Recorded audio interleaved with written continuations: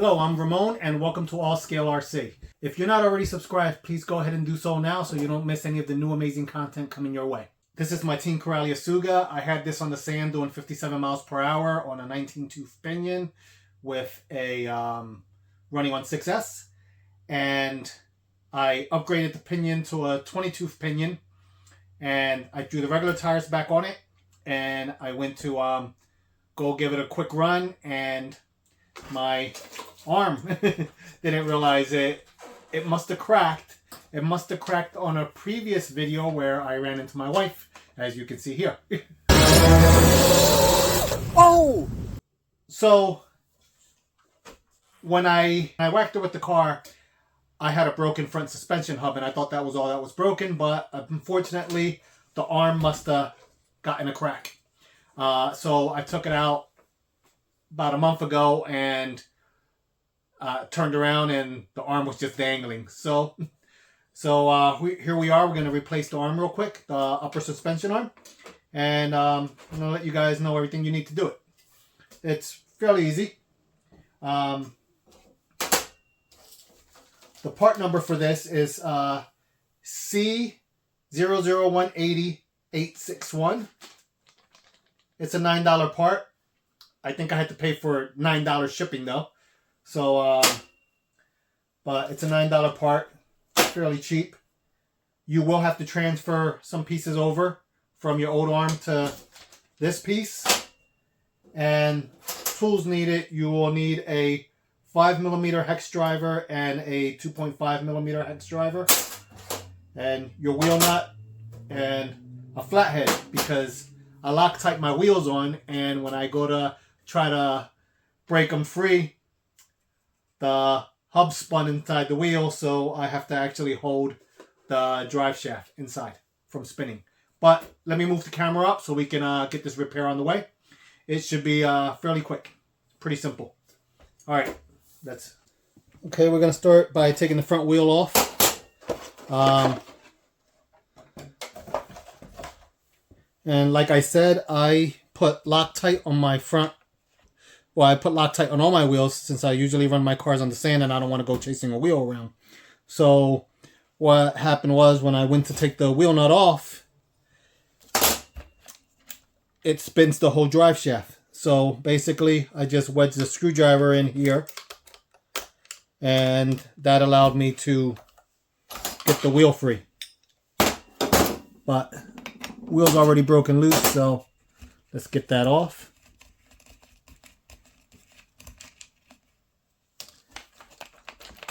Alright, wheels off. Put this on a foam block. There we go. Okay, so we have to get this retainer out. So that's a 5mm.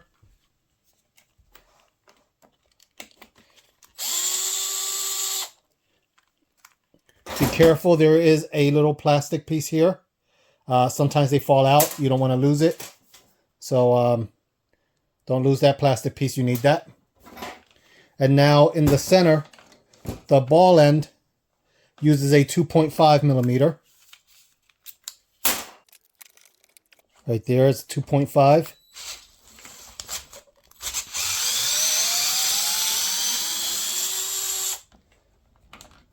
Okay, here's the ball end. You do not get a new one. You just get an arm with the part. So you will need to transfer this red billet piece off and this little winglet here, which they might be a different size. So, all right. So you need another little, nut driver, not a nut driver, hex bit. You're going to need a 2mm hex bit to get the winglet off.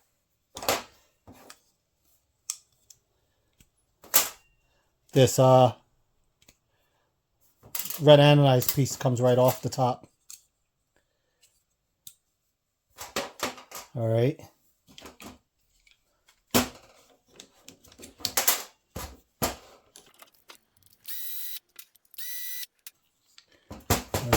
Two little nuts on the bottom. Well, winglet comes off now.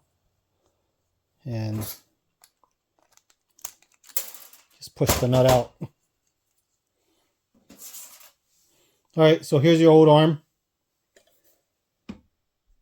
Here's where it cracked, right down the middle. It must have just been hanging on. I didn't realize it. So let's get the new one on. Okay, this right here is the front of the... This is the front of the arm. It's notched here for the shock. That's how you know. The wing piece goes back on top. And let's get the little nuts on the bottom.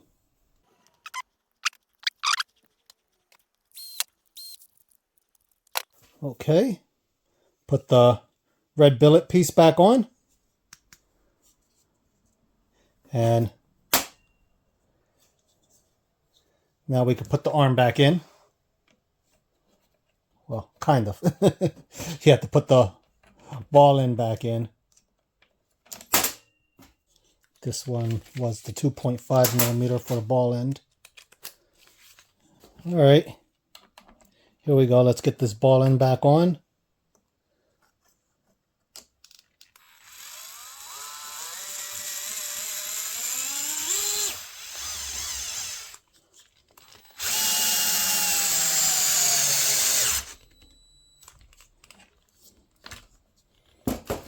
Okay, that's on. Here's the retainer.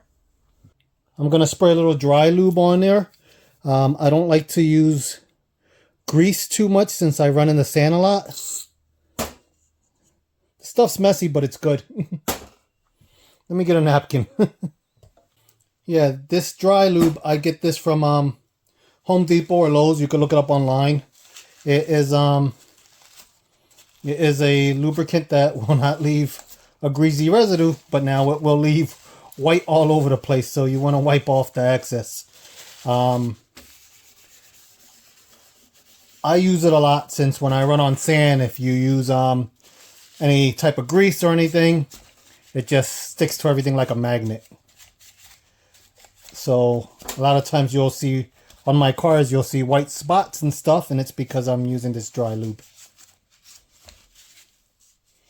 Don't wanna attract sand.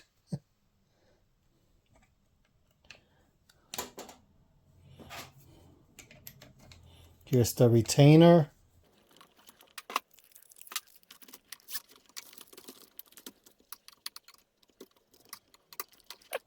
Do not over tighten your retainer or your car will not do anything. It won't steer, the suspension won't work or anything. So you want to allow movement. And make sure you put your dog bone back in. And now I have to pop out the pin because the pin was still in there. The pin is right there. It uses 2.5, I believe.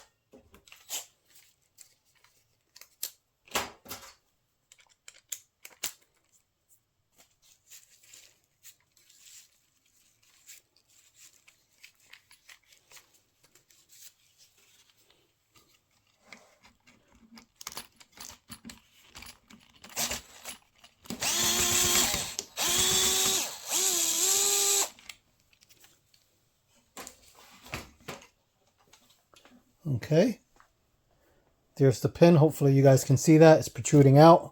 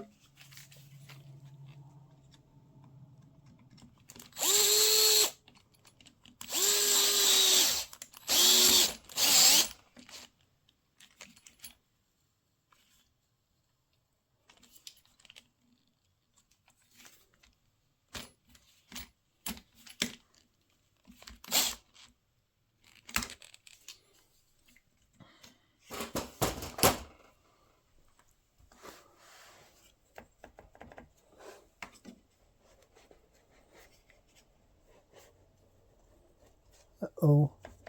There's a little play there. Did I drop a washer or a bushing?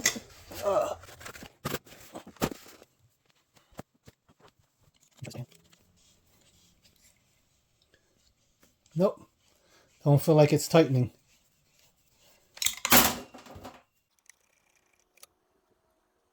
Yeah, the threads are gone in the hole. So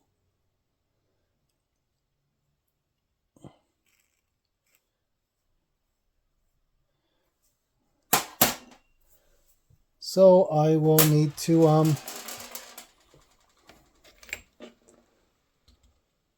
put something in there so that way it we'll have something to bite onto. Yeah, this is the fun part. It's like when you run into stupid stuff like this. But I'm gonna put a little of this tire glue in the hole. Just so it can yeah, hopefully the tire glue will help. I'm not trying to glue the screw in. What I'm trying to do is add some more to fill in where the threads were ripped out of, or from. I mean, you could simply put plastic in there. You could put, sometimes I could use a piece of a wire tie or something. You just need the screw to be able to bite onto something. Everything easy turns complicated.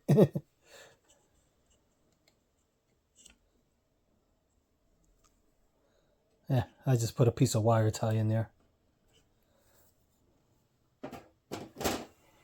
I just need the screw to be able to grab. All right. Make sure there's no glue on the outside of this.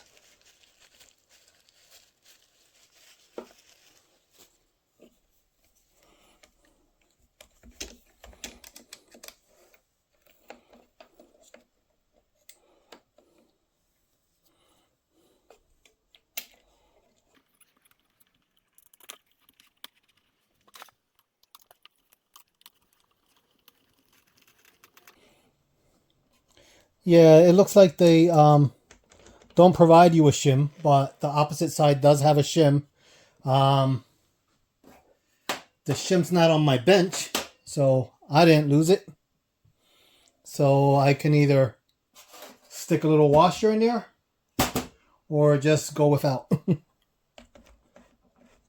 I don't like to play, so before that glue sets and everything, I'm gonna get a washer.